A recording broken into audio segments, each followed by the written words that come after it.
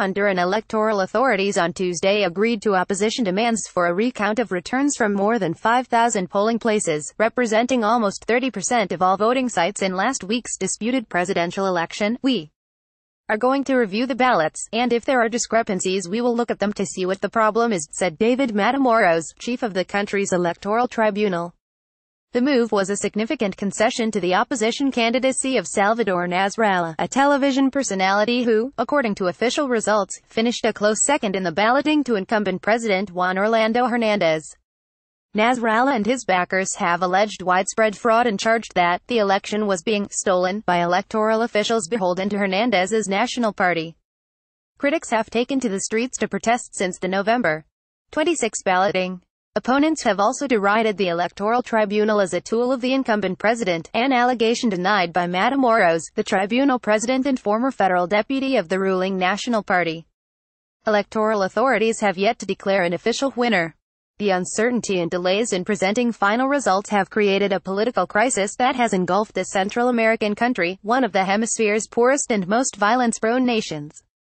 Officials declared a dusk-to-dawn curfew last week as pro-opposition demonstrations devolved into episodes of looting and violent clashes between protesters and police. On Monday, members of the National Police said they would no longer take any actions against protesters. But police and army units are still patrolling the streets and the night curfew remained in place. Nasralla, the opposition standard-bearer, praised the police for rejecting the government's acts of repression and murder. "The police stoppage demonstrated the fragility of the situation," said one international observer, who requested anonymity because he was not authorized to speak publicly. Results show that with the official tally complete, Hernandez garnered 42.98% of the vote, compared with 41.38% for Nasralla, who ran under the banner of a coalition against dictatorship. Nasralla also ran largely on an anti-corruption ticket, frequently labeling the president and his party as corrupt politicians who had plundered the nation's social security system, among other allegations, charges rejected by Hernandez.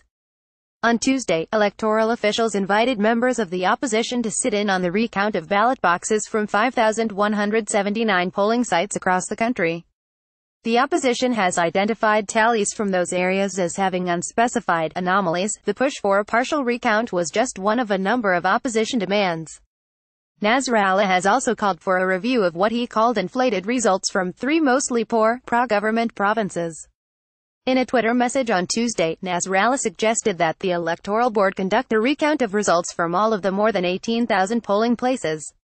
He also proposed holding a second-round runoff between himself and Hernandez. The partial recount will probably last several days, officials said. The election aftermath has again dramatized the heavily polarized nature of politics in the nation of 9 million people. Critics contend that Hernandez's bid for re-election is illegal because the Honduran constitution bars presidents from serving more than one term. But a decision 2 years ago by Honduras Supreme Court, dominated by pro-ruling party judges, gave the president a legal opening to seek a second four-year term. The Electoral Court's decision to proceed with the review of the contested returns reflects the considerable international pressure on the government here. International voter monitoring teams from the United Nations, European Union and Organization of American States have urged electoral authorities to ensure that the results are viewed as legitimate.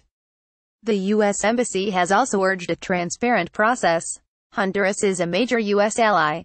Hernandez and the Honduran military enjoy warm relations with Washington. In a Twitter message Tuesday, Matamoros, the electoral tribunal president, said he didn't want there to be any doubt about the results. He said national and international observers, as well as media members, would be invited to witness the partial recount, along with representatives of political parties. Caption Cecilia Sanchez of the Times Mexico City Bureau contributed to this report. Patrick.McDonnell at lawtimes.com, Twitter at PMcDonnell at Honduras, Central America, European Union.